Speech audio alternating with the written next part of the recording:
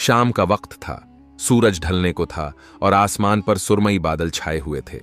सहारा के करीब बसे एक छोटे से गांव में एक गरीब किसान इब्राहिम अपने छोटे से मिट्टी के घर के बाहर बैठा हुआ था। उसके चेहरे पर गहरी थकान और उदासी की लकीरें साफ झलक रही थीं। वो एक सीधा सादा इंसान था, मगर हालात ने उसे इतना मजबूर कर दिया था कि अब उसके लिए अपने बीवी बच्चों का पेट भरना भी मुश्किल हो गया था। इब्राहिम के पास बस एक छोटा सा खेत था जो अब सूखा पड़ा था। पानी की कमी और मौसम की सख्ती ने उसकी खेती को तबाह कर दिया था। वो रोज मस्जिद जाकर अल्लाह से दुआ करता, मगर हालात सुधरने का नाम नहीं ले रहे थे। उसकी बीवी फातिमा एक नेक औरत थी जो अपने शौहर का हर हाल में साथ देती थी। उनके 3 बच्चे थे। सबसे बड़ा लड़का यूसुफ जो अब 12 साल का हो चुका था, और 2 छोटी बच्चियां अमीना और मरियम। उस दिन इब्राहिम खेत से खाली हाथ लौटा था। घर में एक वक्त के खाने के लिए भी कुछ नहीं बचा था। फातिमा ने जब ये देखा तो उसकी आंखों में आंसू आ गए, मगर उसने अपने शौहर के सामने कोई शिकवा नहीं किया। वो जानती थी कि इब्राहिम पहले ही बहुत परेशान था।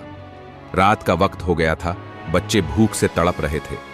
इब्राहिम ने अपनी बीवी की तरफ देखा और कहा, फातिमा, मैं कुछ इंतजाम करने की कोशिश करता हूं, अल्लाह मालिक है। इतना कहकर वो अपने पुराने कपड़े पहनकर गांव के बाजार की तरफ निकल पड़ा। वो उम्मीद कर रहा था कि शायद कोई उसे थोड़ा बहुत उधार दे दे, जिससे वो अपने बच्चों के लिए कुछ खाना ला सके। मगर बाजार पहुंचकर उसे और भी मायूसी हुई। दुकानदारों ने उसकी मुफलिसी देखकर उसे नजरअंदाज कर दिया। कोई भी उसे उधार देने को तैयार नहीं था। इब्राहिम के लिए यह सब बहुत शर्मिंदगी की बात थी। वो अल्लाह की तरफ देखकर रो पड़ा, ऐ अल्लाह, मेरा क्या कसूर है? मेरे बच्चों का क्या कसूर है? तू ही हमारी मदद कर सकता है। वो थके हारे कदमों से अपने घर लौट रहा था कि अचानक उसे एक अजनबी की आवाज सुनाई दी। भाई, तुम बहुत परेशान लग रहे हो, क्या बात है? इब्राहिम ने देखा कि एक लंबा चौड़ा आदमी उसके सामने खड़ा था। उसकी आंखों में अजीब सी चमक थी और उसकी आवाज बहुत गहरी और रहमदिल थी। इब्राहिम ने हल्के से सिर झुकाकर कहा, भाई, मैं एक गरीब किसान हूं। मेरे बच्चे भूखे हैं और मेरे पास कुछ भी नहीं है। मैं अल्लाह से उम्मीद लगाए बैठा हूं कि वो मुझे कोई रास्ता दिखाए। अजनबी ने मुस्कुराकर कहा, अल्लाह की राह बहुत रहमत वाली है और उसकी मदद हर जगह मौजूद है। क्या तुम मुझ पर भरोसा कर सकते हो? इब्राहिम ने सिर हिलाया। अजनबी ने अपनी जेब से कुछ अशर्फियां निकालकर उसके हाथ पर रख दी और कहा, इससे अपने घर के लिए कुछ खाना ले जाओ, मगर याद रखना, यह सिर्फ एक इम्तिहान है। अल्लाह तुम्हारी सच्चाई को देख रहा है। इब्राहिम की आंखें नम हो गईं। उसने शुक्रिया अदा किया और जल्दी से बाजार गया। उसने अपने बच्चों के लिए खाने का सामान खरीदा और खुशी खुशी घर लौट आया। फातिमा ने जब अपने शौहर के हाथ में खाने का सामान देखा तो उसकी आंखों में भी खुशी के आंसू आ गए। बच्चों ने खुशी खुशी खाना खाया और वो सब पहली बार चैन से सोए। मगर इब्राहिम के दिल में एक अजीब सा ख्याल आया। वो अजनबी कौन था? उसने क्यों उसकी मदद की? और वो जो कह रहा था कि ये सिर्फ एक इम्तिहान है, इसका क्या मतलब था? रात के सन्नाटे में इब्राहिम की आंखों में नींद नहीं थी। उसकी बीवी और बच्चे तो सुकून से सो गए थे, मगर उसके दिल में अजीब से सवाल उठ रहे थे। उसने सोचा कि कहीं ये अल्लाह की तरफ से कोई इशारा तो नहीं? क्या ये वाकई एक इम्तिहान था? क्या अल्लाह उसकी सच्चाई को परखना चाहता था? वो देर रात तक करवटें बदलता रहा। अचानक उसे लगा कि उसके घर के बाहर किसी की आहट है। उसने धीरे से दरवाजा खोला और बाहर झांका, मगर वहां कोई नहीं था। चारों तरफ सन्नाटा था, सिर्फ हल्की हवा के चलने की आवाज आ रही थी। उसका दिल और तेज धड़कने लगा। उसने सोचा कि शायद यह उसका भ्रम था, मगर फिर भी वो चौकन्ना हो गया। उसे ऐसा महसूस हो रहा था कि कुछ बड़ा होने वाला है। सुबह की अजान की सदा फिजा में गूंज रही थी। इब्राहिम की आंख खुली तो उसने महसूस किया कि उसके अंदर एक अजीब सी बेचैनी थी। वो फौरन वुजू करने उठा और मस्जिद की तरफ निकल पड़ा। मस्जिद में नमाज के बाद भी उसका दिल हल्का नहीं हुआ, जैसे कोई अनजान खौफ उसके अंदर घर कर गया था। जब वो मस्जिद से बाहर निकला तो बाजार में कुछ हलचल थी। गांव के कुछ लोग आपस में फुसफुसा रहे थे। इब्राहिम ने पास जाकर पूछा, क्या हुआ भाई, इतने परेशान क्यों हो? एक बुजुर्ग ने कहा, रात को गांव के बाहर एक अजनबी आदमी दिखा था। कोई नहीं जानता कि वो कौन था और यहां क्या कर रहा था। कुछ लोग कह रहे हैं कि वो बहुत रहस्यमयी लग रहा था। इब्राहिम का दिल जोर से धड़कने लगा। कहीं ये वही अजनबी तो नहीं था? जिसने कल उसकी मदद की थी? उसका मन बेचैन हो गया। उसने सोचा कि उसे खुद जाकर देखना चाहिए। दोपहर के वक्त इब्राहिम अपने खेत की तरफ गया। वहां उसने देखा कि वही अजनबी पास के एक पेड़ के नीचे बैठा हुआ था। उसके कपड़े धूल से भरे थे, मगर उसकी आंखों में एक अजीब सी चमक थी। इब्राहिम हिम्मत करके उसके पास गया और कहा, आप यहां क्या कर रहे हैं भाई? और आपने कल रात जो कहा था उसका क्या मतलब था? अजनबी ने हल्की मुस्कान के साथ जवाब दिया, सब्र करो इब्राहिम, बहुत जल्द तुम्हें सब कुछ समझ आ जाएगा। अल्लाह तुम्हें एक बड़ा इम्तिहान देने वाला है। बस अपनी नीयत साफ रखना और जो भी हो उससे डरना मत। इब्राहिम को लगा कि उसकी रगों में खून जम गया है। क्या यह किसी बड़े बदलाव की आहट थी? मगर उसने खुद को संभाला और कहा, आप कौन हैं? क्या मैं आपको जानता हूं?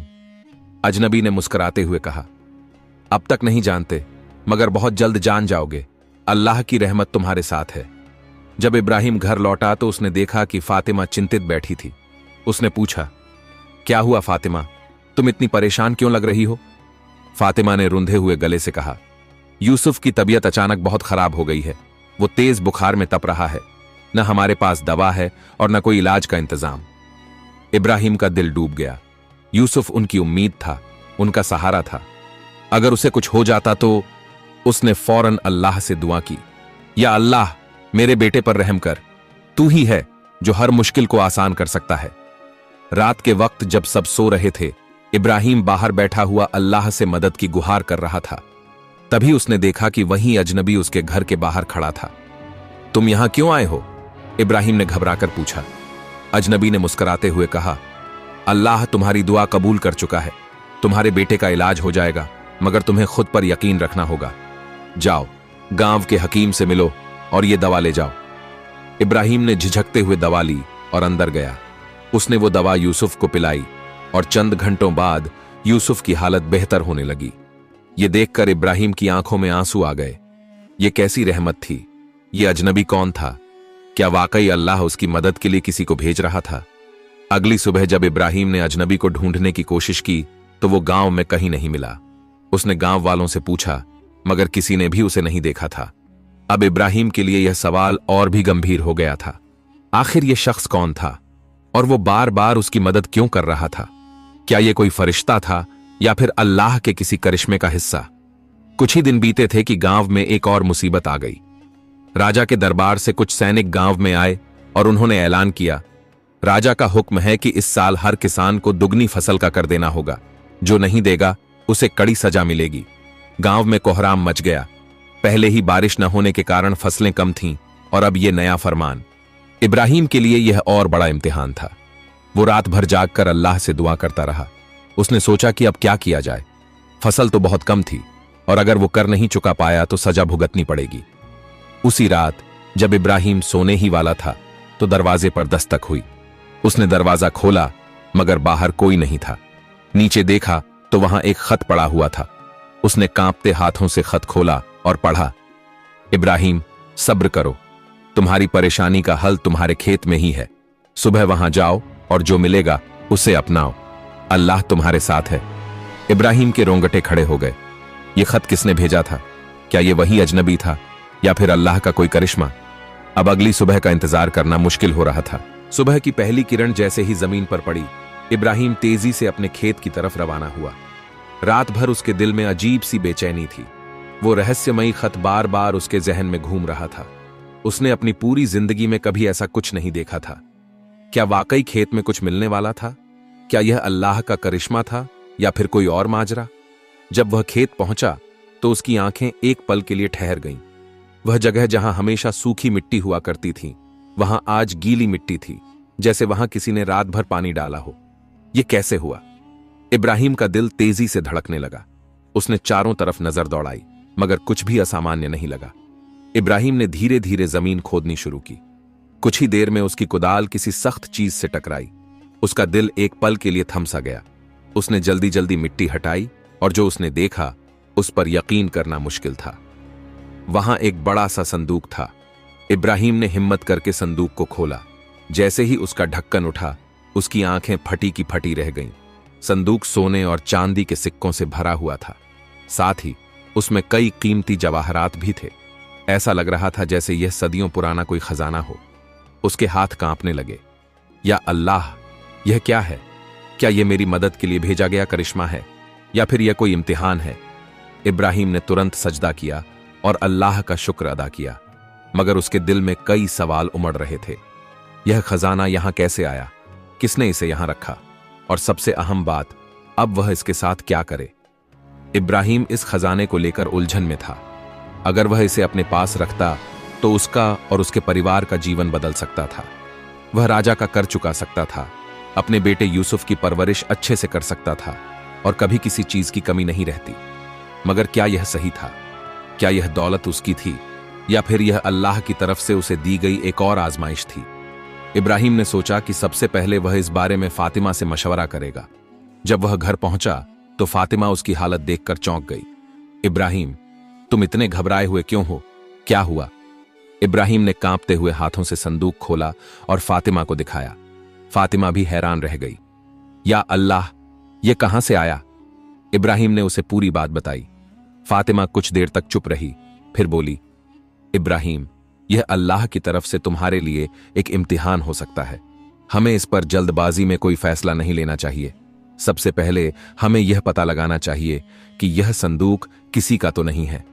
इब्राहिम ने हामी भरी। अब उनके सामने सबसे बड़ी चुनौती थी, सच का पता लगाना। अगले दिन इब्राहिम गांव के बुजुर्गों के पास गया और उन्हें सारी बात बताई। वहां मौजूद सभी लोग हैरान रह गए। यह खबर आग की तरह पूरे गांव में फैल गई। कुछ लोगों ने कहा कि यह अल्लाह की इनायत है और उसे इसे रख लेना चाहिए, जबकि कुछ ने कहा कि यह किसी और का हो सकता है और राजा को इसकी जानकारी देनी चाहिए। गांव के मुखिया ने कहा, इब्राहिम, यह एक बड़ी जिम्मेदारी है।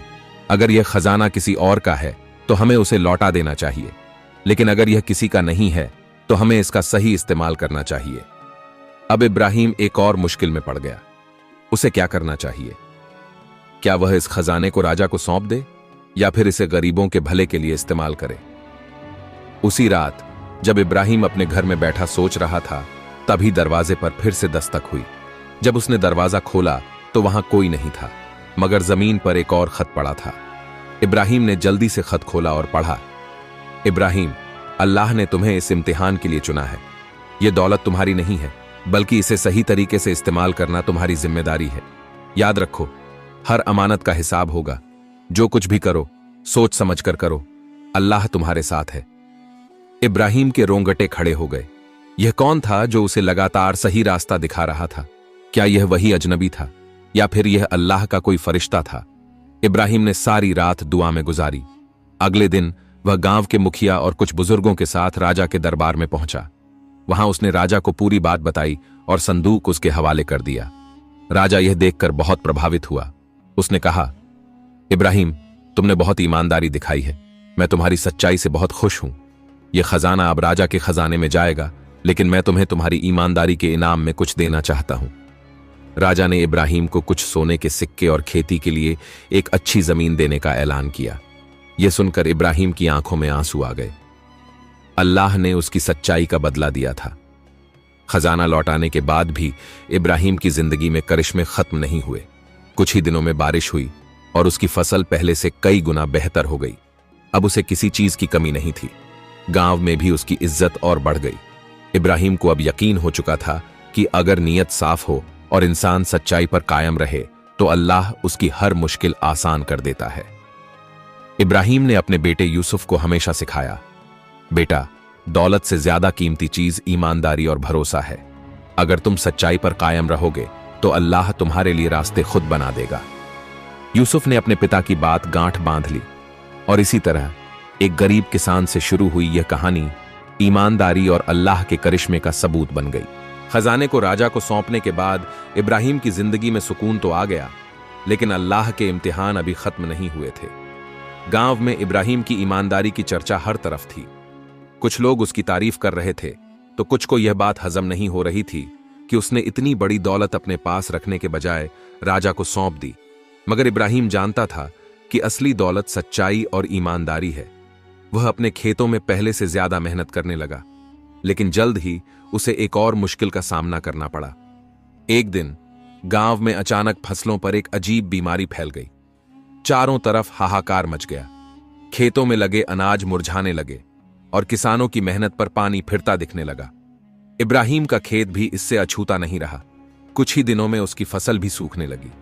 गांव के लोग बेहद परेशान थे। यह कैसी आजमाइश थी?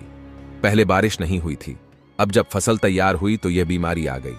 लोग राजा के पास शिकायत करने गए, मगर कोई हल नहीं निकला। इब्राहिम ने अपनी सारी उम्मीदें अल्लाह से जोड़ लीं। उसने मस्जिद में जाकर दुआ मांगी, या अल्लाह, हमारी मेहनत को बर्बाद होने से बचा, हमारे बच्चों को भूखा मरने से बचा।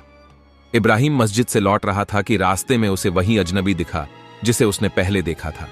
उसकी वही तेज आंखें, वही रहस्यमयी मुस्कान। इब्राहिम दौड़कर उसके पास पहुंचा और पूछा, तुम फिर आ गए? क्या तुम्हें पता है कि गांव पर कैसी आफत आई है? अजनबी मुस्कुराया और बोला, इब्राहिम, सब्र करो, अल्लाह तुम्हें फिर से आजमा रहा है, मगर याद रखो, इस बार तुम्हें कुछ करना होगा। इब्राहिम ने हैरानी से पूछा, क्या करना होगा? अजनबी ने जमीन की तरफ इशारा किया और कहा, अल्लाह ने हर मर्ज का इलाज उतारा है। अगर तुम्हारी नीयत नेक हो तो तुम्हें इसका हल खुद मिल जाएगा। बस अपने खेतों पर भरोसा रखो और उन्हें छोड़ो मत। अजनबी की बातें इब्राहिम के दिल में घर कर गईं। उसने वापस जाकर अपनी फसल को देखने का फैसला किया। जब वह खेत पहुंचा तो उसने गौर किया कि कुछ पौधे अभी भी हरे थे। उसने उनकी जड़ों को ध्यान से देखा तो पाया कि वे बाकी पौधों से अलग थे। तभी उसे याद आया कि उसके दादा बताते थे कि अगर किसी खेत में बीमारी फैल जाए तो कुछ खास पौधे ही उसे रोक सकते हैं। इब्राहिम ने तुरंत उन पौधों को उखाड़ा और गांव के बाकी किसानों के पास गया। उसने उन्हें बताया कि शायद ये पौधे बाकी फसलों को बचाने में मदद कर सकते हैं। गांव वालों ने पहले तो उसकी बात को अनसुना किया, मगर जब इब्राहिम ने खुद अपने खेत में इसका इस्तेमाल किया और कुछ दिनों में उसकी फसल फिर से हरी भरी हो गई तो सब उसकी तरफ दौड़ पड़े। धीरे धीरे गांव के बाकी किसानों ने भी इब्राहिम की सलाह मानी। उन्होंने वही पौधे अपने खेतों में लगाए और कुछ ही हफ्तों में फसलों की बीमारी कम होने लगी। यह देखकर गांव वालों की खुशी का ठिकाना नहीं रहा। अब सबको यकीन हो गया था कि अल्लाह ने इब्राहिम के जरिए उनकी मदद की थी। कुछ लोगों ने कहा, इब्राहिम को राजा के पास जाना चाहिए और इस इलाज के बारे में बताना चाहिए। यह सिर्फ हमारे गांव की नहीं, पूरे राज्य की समस्या का हल हो सकता है। गांव वालों के कहने पर इब्राहिम राजा के दरबार में गया। उसने राजा को पूरी बात बताई और बताया कि कैसे इन पौधों की वजह से फसलों की बीमारी कम हुई। राजा यह सुनकर बेहद खुश हुआ। उसने तुरंत राज्य के सभी किसानों को यह तरीका अपनाने का हुक्म दिया। राजा ने इब्राहिम की सूझबूझ और मेहनत को देखकर उसे बड़ा इनाम देने का ऐलान किया, मगर इब्राहिम ने फिर से अपनी सादगी और ईमानदारी दिखाई। उसने कहा, मुझे किसी इनाम की जरूरत नहीं। अगर आप सच में मेरी मदद करना चाहते हैं तो गांव के गरीब किसानों का कर माफ कर दीजिए। राजा ने इब्राहिम की दरख्वास्त मान ली और पूरे गांव का कर माफ कर दिया। यह सुनते ही गांव में खुशी की लहर दौड़ गई। अब किसानों के चेहरे पर मुस्कान थी और उनके खेत फिर से लहलहाने लगे थे। जब इब्राहिम अपने घर लौटा तो उसने सजदा किया और अल्लाह का शुक्र अदा किया। उसने अपने बेटे यूसुफ को पास बुलाया और कहा, बेटा, याद रखो, मुश्किलें आती रहेंगी, मगर अगर नीयत सही हो और सब्र रखा जाए तो अल्लाह का करिश्मा जरूर होता है। यूसुफ ने अपने पिता की बात ध्यान से सुनी और उसे अपने दिल में बसा लिया। गांव में इब्राहिम की इज्जत और बढ़ गई थी। अब हर कोई उसकी सलाह को अहमियत देने लगा था। मगर क्या इब्राहिम की जिंदगी की मुश्किलें यहीं खत्म हो गई थीं, या फिर अल्लाह ने उसके लिए और कुछ तैयार कर रखा था? गांव में अब खुशहाली लौट आई थी। राजा ने किसानों का कर माफ कर दिया था, फसलें फिर से हरी भरी हो गई थीं और इब्राहिम की ईमानदारी और अक्लमंदी की वजह से पूरे इलाके में उसकी इज्जत बढ़ गई थी। लेकिन उसे इस बात का अंदाजा नहीं था कि अल्लाह अभी उसे एक और आजमाइश में डालने वाला है। इब्राहिम एक दिन अपने खेतों में काम कर रहा था कि अचानक गांव के कुछ लोग दौड़ते हुए उसके पास आए। उनके चेहरे पर डर साफ झलक रहा था। इब्राहिम भाई, मुसीबत आ गई। राजा के दरबार से सिपाही आ रहे हैं और वो तुम्हें पकड़कर ले जाने वाले हैं। इब्राहिम हैरान रह गया। मुझे? मगर क्यों? मैंने क्या किया? गांव के बुजुर्ग ने आगे बढ़कर कहा, हमें नहीं पता, मगर खबर यह है कि किसी ने राजा के पास जाकर तुम्हारी शिकायत की है कि तुमने खजाना लौटाने में बेईमानी की और उसमें से कुछ जवाहरात अपने पास रख लिए। यह सुनते ही इब्राहिम के पैरों तले जमीन खिसक गई। क्या यह कोई साजिश थी? मगर किसने की और क्यों?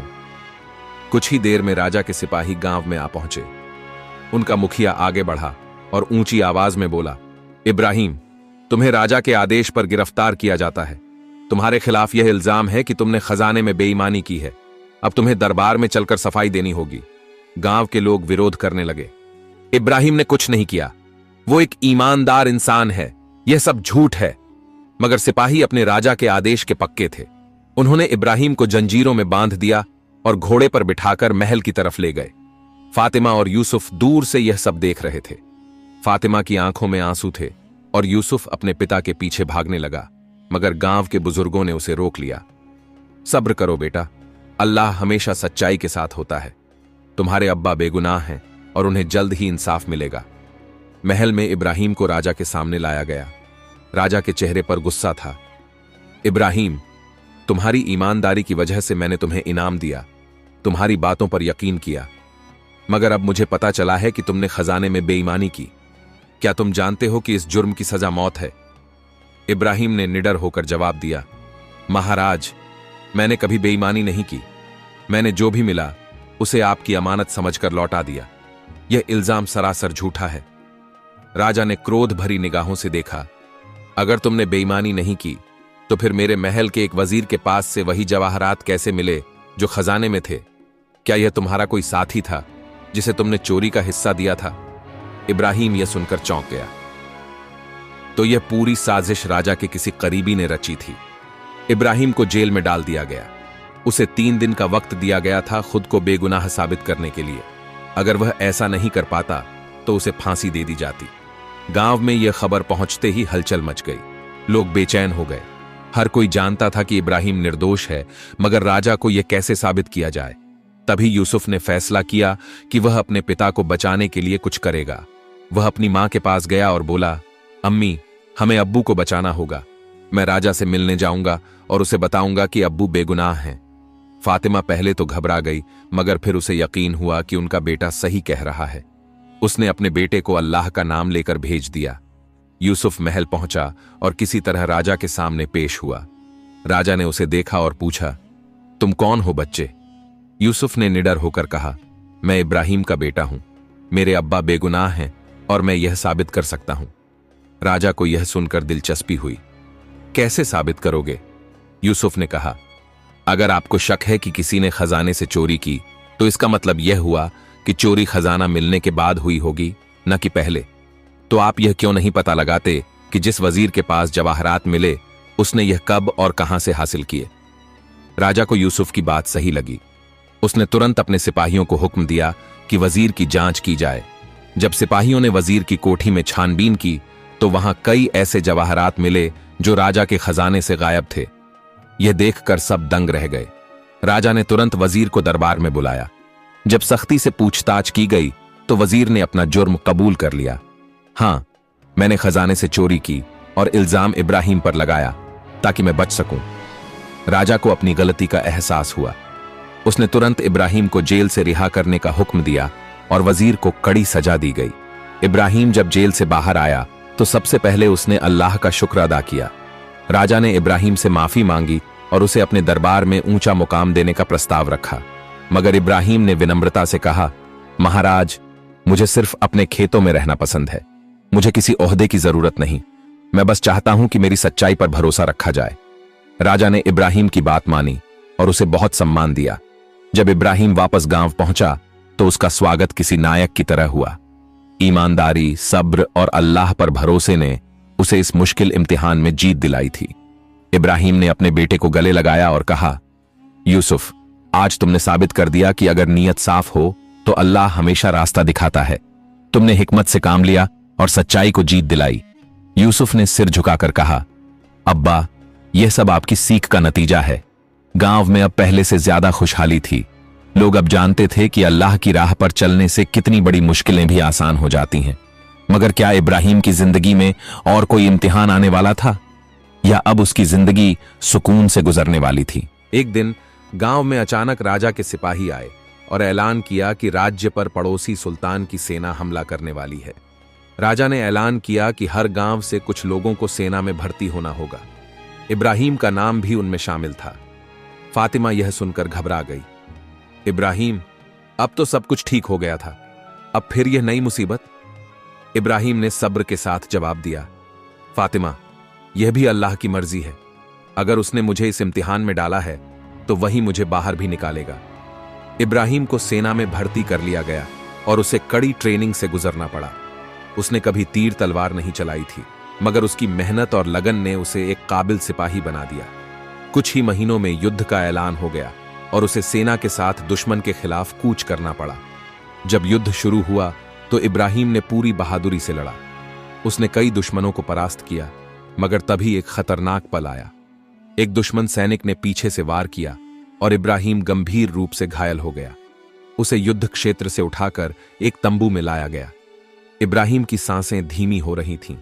वह दर्द में था, मगर उसके होठों पर सिर्फ अल्लाह का नाम था। तभी एक अनजाना फकीर उसके पास आया और उसके घावों पर कोई जड़ी बूटी लगाई। कुछ ही देर में इब्राहिम को राहत महसूस होने लगी। कौन हो तुम? इब्राहिम ने कमजोर आवाज में पूछा।